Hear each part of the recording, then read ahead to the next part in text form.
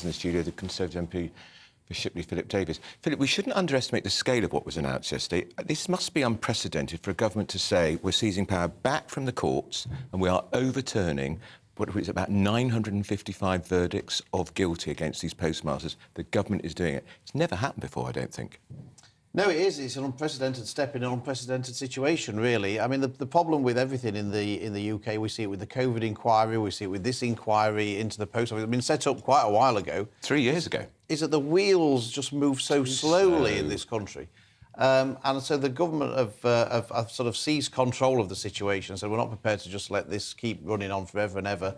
People need some closures. People need compensation in the situations that they're in.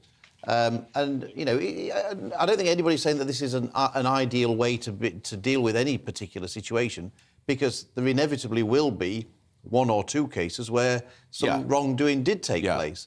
But the thing is, it's the same with everything. If you want to move at speed, you've got to do it in this kind of way, and knowing that there will be one or two anomalies that get caught up in it. It's a sort of a utilitarian approach. But look, I mean, you know, it's the same with all these things. Governments have a dilemma. I mean, during COVID, you know, everyone was clamouring we need to get PPE into hospitals, into care homes and whatever. So the government sort of break the normal checks and balances to get it in there. Then later on they get criticised that they didn't do enough checks and balances. So, you know, when you're in government, you can't do right for doing wrong sometimes. But I think on this occasion, I think Rishi Sunak and Kevin Hollinrake have done exactly the right thing and have taken a grip of the situation. I think most people will say it's the fairest way. And the courts were basing their verdicts on, essentially, Philip, a lie, which was that only the postmasters could access this Horizon IT system, so they must be responsible for these large amounts of missing money. And that was simply a lie, and Fujitsu knew that, and so did the Post Office. Yeah, I know. I mean, what's happened is an absolute scandal. I mean, it's not just a miscarriage of justice, it's an absolute scandal. And there is obviously clearly a question of whether or not some criminal charges need to be brought for some of the people involved in this sort of conspiracy and scandal. Obviously, look, ultimately that's a matter for the police, the CPS and the courts to determine rather than politicians. But I certainly think there's a case to answer, and that the police should certainly be looking into whether or not charges should be being brought. Should we be looking as well, though, with the Conservatives' connections to Fujitsu, Philip? I mean, the Mail Online have got a phenomenal deep dive into who was running Fujitsu. And between 2015 and 2018, the CEO was Michael Keegan, who is the husband of Education Secretary Gillian Keegan, photographed with Rishi Sunak all having a lovely corporate day out. This does the Conservative Party so much damage when it looks like there was some sort of back-scratching going on. Well, I don't see that, to be honest. I mean, look, this dates back to when Tony Blair was Prime Minister. This isn't something that was introduced during the Conservative government, that the Conservative government, you know, procured this system. This goes back donkeys years. So it's just a coincidence. Michael Keegan, as far as I know, had nothing to do with Fujitsu when all of the Horizon stuff was coming out. I think, look, Fujitsu's a massive company. They've clearly got lots of questions to answer, and they should be... And they should be writing a big cheque. And I'm absolutely. I don't think anybody would dispute that. But what I'm saying is, I don't think it's fair when anything goes wrong in an organisation that you therefore sort of smear everybody who's ever worked there or everybody who's ever linked to that company. I think, you know, let's treat each issue on its merits, and I don't think there's any suggestion that anybody was covering anything up in the government because Michael Keegan was... They're big donors to the Conservative Party, though. I mean, Richard Tice was on here yesterday saying that Fujitsu have given £400,000 to the Conservatives. Well, it's not doing them much good at the moment, is it? I mean, I don't think... If you've got any evidence that anybody's made any decisions based on that, then fine. But as far as I'm concerned... I just want people to be asking those sorts of questions. Well, look, I don't think I think that's just a smear. You know, that's just a groundless smear, isn't it, really, without any basis. So, look, let's stick to the facts and the evidence rather than just making sort of wild smears. On Labour, it was interesting after Rishi Sunak talked about this in the Commons yesterday at Prime Minister's Questions that Keir Starmer changed the subject.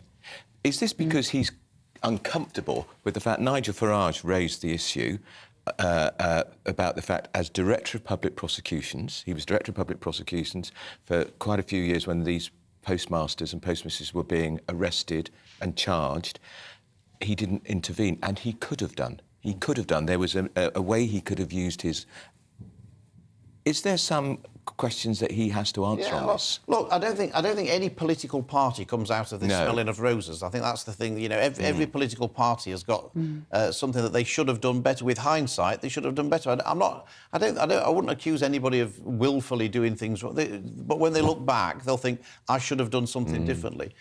You know, and I think Keir Starmer is probably in that camp of people who will look back and think, I'm pretty sure I should have done something differently. But that's, you know, it's always easy with the benefit of hindsight. I don't think we should be too critical of people. I think the people who come out best from all of this are Kevin Hollinrake, the minister, who's actually campaigned on this issue for years when he was a backbencher. This is not just him acting as a minister. He's campaigned on this. I think Kevin Hollinrake and obviously the Prime Minister now, Rishi Sunak, who's clearly backing what Kevin Hollinrake wants to do. And a Labour MP, Kevin Smith, who you know Kevin up in Durham, we had him on the programme this week. Kevin Jones.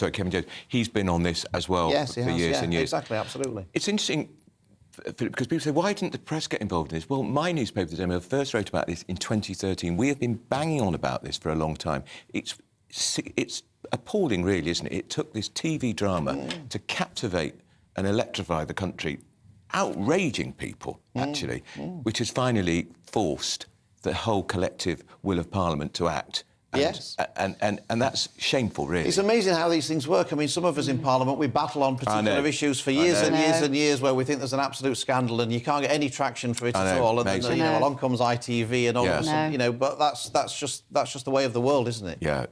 Nigel also talked last night about he had a fight with Danny Kruger, your colleague, because Danny Kruger says to Nigel Farage that the Reform UK, of which is he the president? He's the president, yes, he, the honorary president. Nigel is the honorary president. You're going to split the Tory vote and cost the Tories seats at the next election. And Nigel had said, I think the day before, Labour will be in power for a decade. What do you make about reform? In fact, I think we can watch it actually. This is Nigel having a fight with Danny Kruger. But the problem that you are, I'm afraid, presenting with your colleagues in Reform at the next election is that you are presenting an alternative Conservative, small c Conservative vote to a party, to those voters. I've heard this for 30 blooming years. I know, but don't vote UKIP. It's true. And if we hadn't voted UKIP, we'd still be members of the European Union. You lot would never have got our independence back. It would never have happened. But that has happened. Now we've achieved that. Well, now we've achieved that. Now you're fighting on other battles. Now what we've got to do? Is support. We've got to get rid of Conservative candidates. You've given us Broken Britain. Labour offer us no alternative. What are you going to give us? Labour? No. Complete reform of the whole political system. What do you make of that? And of course, he's talking about the voting system, but well, I mean, look, there's merits in what both are saying to a certain extent. Look, the thing is that, and I've engaged in this debate before in a probably ham-fisted way, but the point is that as Conservatives, it's no good blaming the voters or blaming the Reform Party for the situation that we're in. We're not in a situation that we are in the polls because of the Reform Party. No.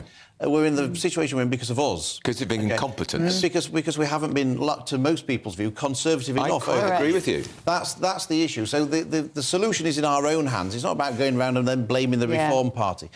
We've got to win these voters back ourselves by what we do. And I think, you know, Rishi Sunak's got a good programme to, you know, it's about we've got to sort out immigration. We've got to sort out the economy. There's no victory for us at the election without sorting out immigration.